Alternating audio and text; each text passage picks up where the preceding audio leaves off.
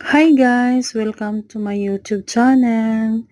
Ngayon guys, magluluto tayo ng pilipit. Ayan, merienda natin guys. Yan. Marunong akong gumawa ng ganyan. Pilipit yan. So ngayon, piniprito ko na siya. Pagkatapos ko magprito mamaya, lagyan na lang siya ng asukal na puti, no? Para may tamis na lasa siya. Ganyan lang paggawa ng pilipit, guys. Ayan. O, di ba ang lambot niyan? At saka maganda yung pagkatubo niya ng dough niya. Ayan. Try nyo din yan, guys. Para may merienda kayo. Ayan, thank you for watching. Bye, guys. Thank you.